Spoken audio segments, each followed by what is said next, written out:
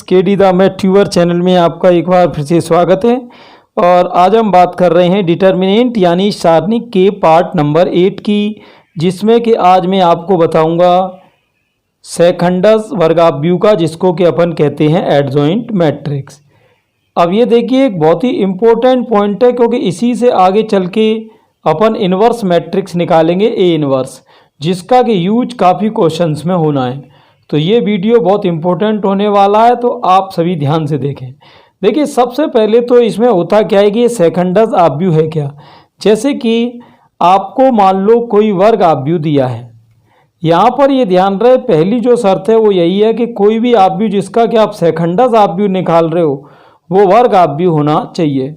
अब आपको करने क्या है कि जैसे ही आपको ये वर्ग आव्यूह दिया जाए तो आप यहाँ करेंगे कि प्रत्येक अवयव का निकालेंगे कोफैक्टर यानी सहखंड। क्लियर। अब जब आपको हर एक अवयव का कोफैक्टर मिल जाए तब आपको एक बनाना है यहाँ पर सहखंड आव्यूह। इसको कहते हैं अपन कोफैक्टर मैट्रिक्स। इसको क्या कहते हैं स्टूडेंट्स? Cofactor matrix. और इसे डिनोट करते हैं अपन जो है CIJ से। CIJ से इसको डिनोट करते हैं।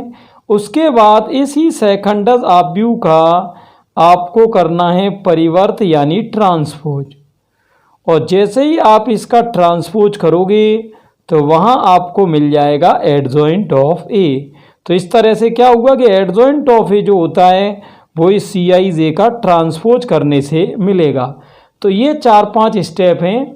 तो चलिए अपन देख लेते हैं यहाँ पर कि ये पूरी सिचुएशन किस तरह काम करेगी। ठीक, तो यहाँ चलिए मैंने एक एग्जांपल ले लिया। यहाँ कोई अपन 2x2 का चलिए पहले ले रहे हैं। जैसे कि यहाँ मैंने एलिमेंट ले लिए 2 1 9 5।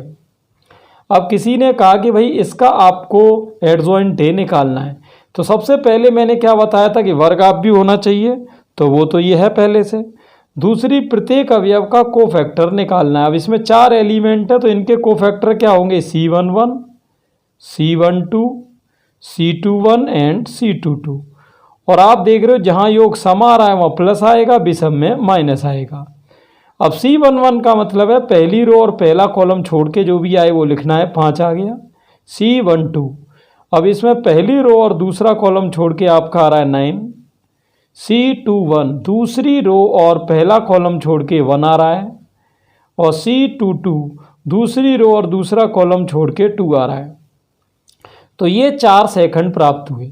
अब वो कह रहा था जैसे ही आप प्रत्येक अवयव का कोफैक्टर निकाल लो तो तुरंत आपको सेकंड आव्यूह निकालना है, जिसे कि आपको CIJ से डिनोट करना है। अब ये देखिए CIJ निकालते कैसे हैं?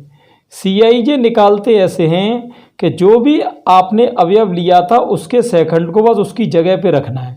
तो जैसे 2 का सेकंड आया था 5, तो आपको उसकी जगह ही लिख देना है। 1 का सेकंड आया था -9, उसकी जगह आप -9 को लिख देंगे।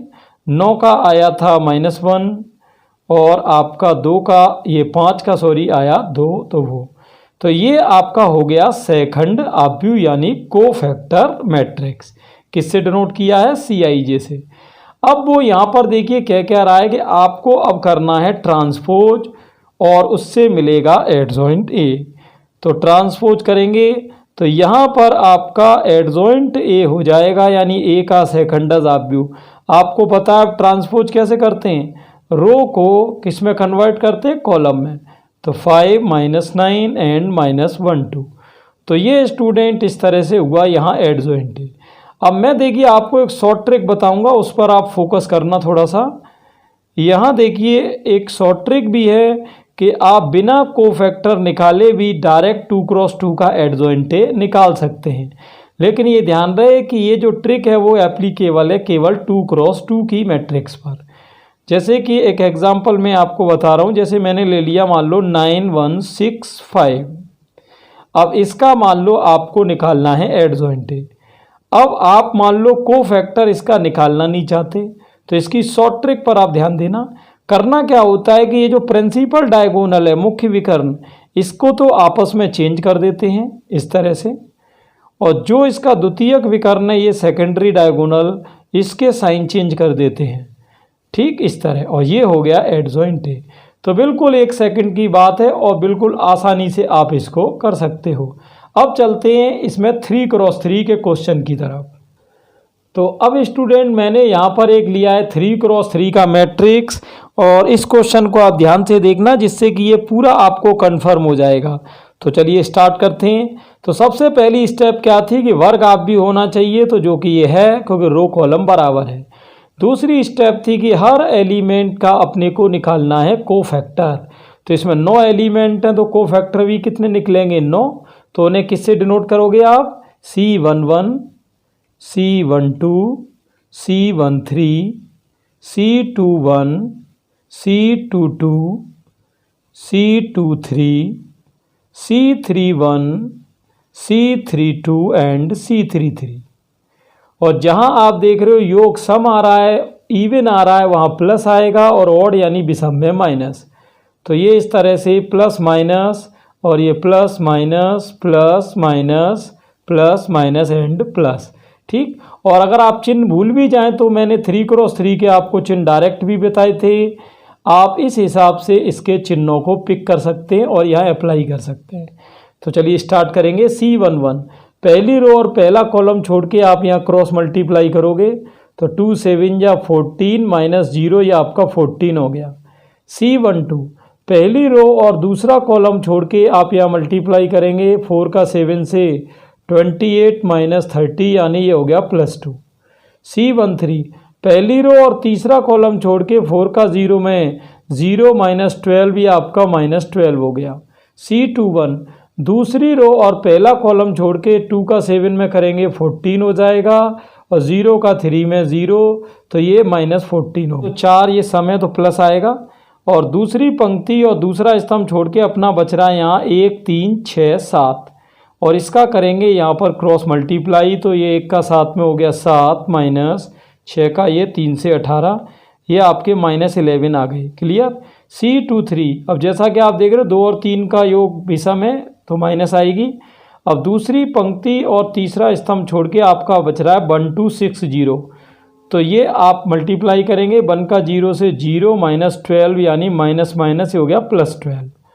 C31 अब योग यहाँ 4 है सम है तो प्लस आएगा, और तीसरी पंक्ति और पहला स्तंभ छोड़ के बचा 2 3 2 5, या क्रॉस मल्टीप्लाई करेंगे 2 5 जा 10 माइनस 3 2 जा 6, ये हो गया 4।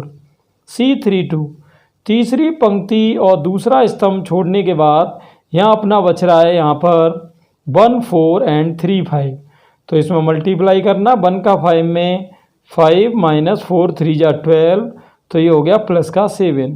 C33 तीसरी रो और तीसरा कॉलम छोड़ के 1 का 2 में 2 माइनस 8 यानी माइनस के 6 हो गए। तो ये तो होगा इसके कोफैक्टर। अब मैंने आपको बताया था एक निकालते हैं कोफैक्टर मैट्रिक्स।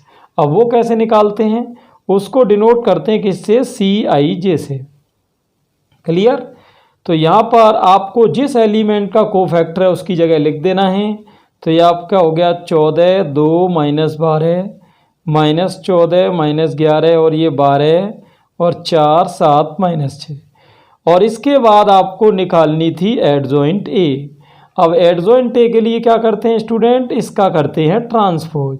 तो ट्रांसपोज कैसे करते हैं, रो को कॉलम में लिखना है।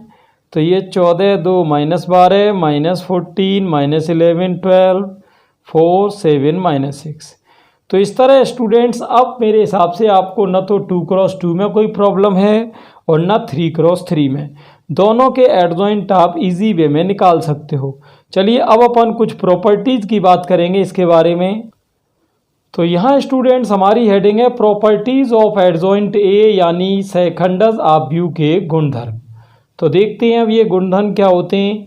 सबसे पहला है हमारा, अगर कभी भी एडजॉइंट ए का हमसे मॉड पूछा जाए तो देखिए कई बार अब इसमें स्टूडेंट्स करते क्या है कि सबसे पहले वो उसका सहखंड निकालेंगे, फिर एडजॉइंट निकालेंगे, फिर उसका मॉड करेंगे, जो कि एक बहुत ही लंबी प्रोसेस है।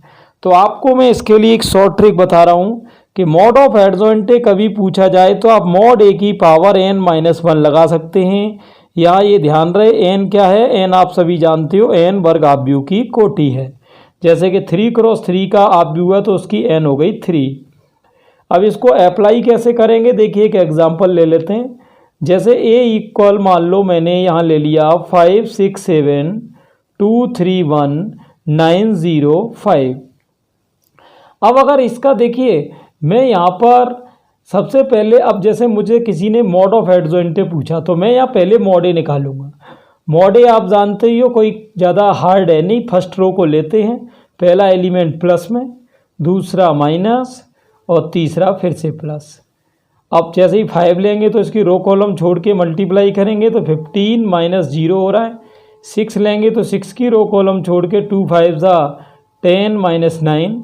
7 छोड़ के ये रो कॉलम, ये आपका 2 का 0 में 0 माइनस 27। तो ये 5 का इसमें हो जाएगा आपका 75 और ये आपका माइनस का 6 आएगा और या 7 का किससे करना है आपको 27 से। तो ये आपका यहाँ पर हो जाएगा, ये आपका हो रहा है 189। क्लियर, 189। तो चलिए यहाँ पर ये आपका हो जाएगा 195 और ये माइनस करेंगे तो माइनस का 120 हो रहा है। अब ये क्या है स्टूडेंट, मॉड ए है ये। क्लियर। अब यहाँ n की वैल्यू कितनी है, n की वैल्यू आपको पता है ये है 3, क्योंकि ये 3 क्रॉस 3 का मैट्रिक्स है। तो अब आपको जैसे इसका मॉड ऑफ एडजॉइंट पूछा है तो फॉर्मूला आप डायरेक्ट लगा देंगे, मॉड ए की पावर n माइनस 1। अब मॉड ए कितना है माइनस 120 और n माइनस 1 यानी 3 माइनस 1 2 हो गया और माइनस का स्क्वायर प्लस होता है और ये 14400 हो गया। Clear students. तो इस तरह आप शॉर्ट ट्रिक से आसानी से ये वैल्यू काउंट कर सकते हो। चलिए अब इसकी कुछ और प्रॉपर्टीज़ देख लेते हैं कि और इसमें क्या क्या प्रॉपर्टीज़ काम करती हैं। जैसे कि कभी देखिए आपको एडजॉइंट ऑफ ए बी पूछा जाए तो ये स्टूडेंट हो जाता है adjoint of B into adjoint of A. इसको यहाँ पर कहते हैं रिवर्सल लॉ, क्योंकि यहाँ इसने क्या है कि ऑर्डर चेंज कर लिया है। हिंदी में अगर अपन कहें तो उत्क्रमण नियम कहते हैं। थर्ड नंबर है अपना, अगर कभी भी student adjoint of A transpose पूछा जाए तो अगर कोई व्यक्ति पहले एडजॉइंट निकाल के होल ट्रांसपोज कर देता है वैल्यू इक्वल ही आएगी। फोर्थ प्रॉपर्टी देखते क्या है, जैसे कि अगर कभी एडजॉइंट ऑफ एडजॉइंट ए आपसे पूछा जाए तो ये स्टूडेंट हो जाता है मॉड ए की पावर n माइनस 2 इंटू ए। तो ये कुछ इंपॉर्टेंट प्रॉपर्टीज़ हैं एडजॉइंट ए की जिनके ऊपर जनरल फार्मूले पूछे जाते हैं। तो यहाँ पर स्टूडेंट ये था अपना डिटर्मिनेंट का पार्ट नंबर 8। तो नेक्स्ट पार्ट बहुत ही इम्पोर्टेंट होने वाला है जिसमें मैं आपको इन्वर्स मैट्रिक्स बताऊंगा और उसका अपन क्या क्या यूज़ है, सिंगुलर मैट्रिक्स क्या होते हैं, नॉन सिंगुलर मैट्रिक्स क्या होते हैं, इन सब की बात करेंगे। तो आप सभी चैनल पर बने रहें और आपको वीडियो अच्छा लगा हो तो ज़्यादा से ज़्यादा स्टूडेंट्स को शेयर करें। और अगर आपको इस चैनल पर बाकी वीडियोज़ जो डाले गए हैं वो भी देखने हो जो कि वेरियस टॉपिक से रिलेटेड हैं तो आप प्लेलिस्ट में जाकर देख सकते हैं जिसकी लिंक डिस्क्रिप्शन में दी हुई है। Thanks for watching.